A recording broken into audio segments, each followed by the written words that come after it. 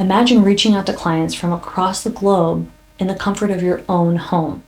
Now, in 2024, as a registered dietitian, you can do that.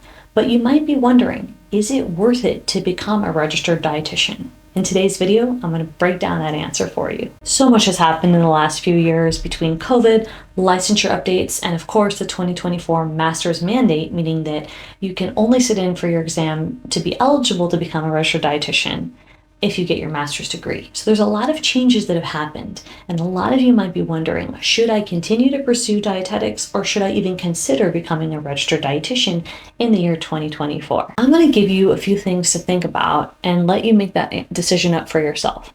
Of course, I think it's worth it to become a dietitian. I want you to think about this answer as well. So right now, there's a lot of technology advancements that we have never seen before in the field. Firstly, telehealth. It's grown exponentially since 2020. With telehealth being on the rise, there are a lot more opportunities to create a hybrid or a virtual model, which means that dietitians can become more accessible, and that means that you can have more freedom and flexibility in your life as well, which is very attractive. Now, there's also a lot of advancements when it comes to virtual reality, meal planning software, and tools and electronic medical record systems that we have access to using as registered dietitians that were not so popular before. These technologies make online dietetics even more effective, engaging, and accessible than ever before. Practice Better offers artificial intelligence with charting. I mean, how cool is that? So you have opportunities to not only use these tools, but incorporate artificial intelligence with these tools as a registered dietitian. Now, I know I'm pretty obsessed with telehealth, but I will say that there is increased acceptance when it comes to telehealth now in 2024 than there has been before. The global events of the early 2020s have truly accelerated telehealth and what telehealth means to us and other healthcare practitioners. There's this normalization of telehealth that means that we can start working remotely or even in a hybrid model, and that's attractive for a lot of practitioners like me who want to have more flexibility in the work that they do as a registered dietitian. Well, in 2024, both clients and registered dietitians are more accepting of telehealth as a model and more comfortable with using telehealth, which gives us a lot more opportunities to practice dietetics virtually. Now, when clients are more trusting of online consultations, that means that we have an opportunity to help more people, and that increases access as well for clients. Now, this shift and this perception of telehealth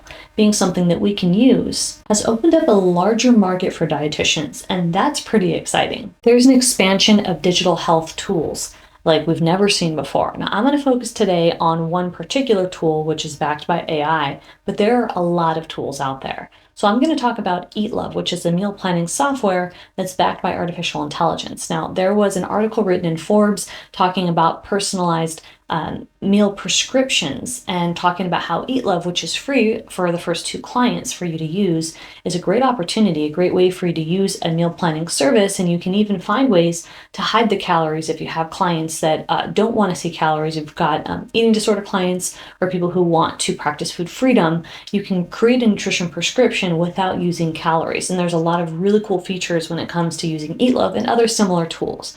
Now, I happen to love EatLove because I've used it and I think it's a great tool to use as a practitioner, but I want you to know there are so many tools out there that really are using artificial intelligence that are data-driven tools when it comes to nutrition and dietetics. And we've never seen anything to this magnitude. I know in school, I never saw anything that was this advanced because of the way technology is progressing. So I think it's a great time to become a dietitian because you have an opportunity to use robust tools such as EatLove in your practice. Now, again, EatLove is free right now under 2 users, and it's pretty affordable if you were to pay for EatLove as a service and use it with your clients in practice. There's also work and lifestyle trends in dietetics. There's a lot of trends about flexibility, and so with the hybrid model, you have a lot more options for flexibility, whether you're taking insurance or cash pay as a registered dietitian in 2024. So I want you to keep in mind that you will have to embrace the entrepreneurial spirit to some degree, but you do have an opportunity to create flexibility within the work that you do. Whether you're seeing clients one-on-one, you're running a group program, you're selling courses or a membership or affiliate marketing or brand sponsorship or a hybrid of any of the ones that I just listed. Even if you're working for someone else's group practice and you're doing so virtually, you have more flexibility now than you've ever had before. Now, the last thing I want to mention is the evolution of regulation. So you know that as a dietitian, licensure laws can be confusing. And even in the last few years with compact licensure, there's been a lot of changes in progression. I know the Academy knows that we want to catch up. I know that there are a lot of other healthcare practitioners, such as nurses, have an umbrella licensure law where they can get licensed in one place or one state, and then they're licensed in many states. And we don't yet have that because dietitians don't have a strong union. We don't have a union where nurses do. So there is an opportunity for us to catch up with our, other similar healthcare practitioners when it comes to regulation. And that is something to consider in terms of what we are allowed to do and not allowed to do.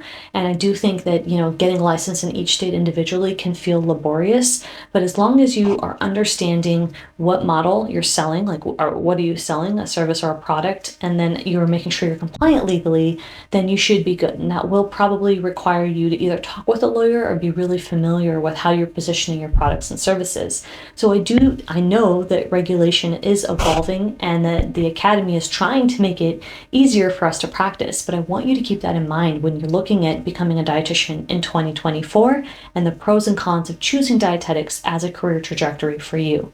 Now, of course, I'm wildly unbiased because I think dietitians are amazing, and I know the opportunities that we have, being that I've worked as a dietitian, as a consultant, and as in my private practice, and as a clinical dietitian.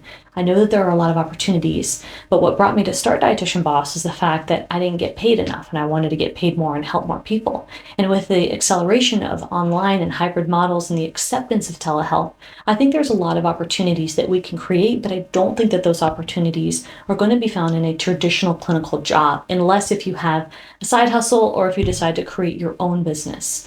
That being said, I'm curious what you think about becoming a dietitian in 2024 and if it's worth it. So make sure to comment below on your thoughts on this video. And I want you to check out this other video that I created about the pros and cons of being a dietitian, linked above.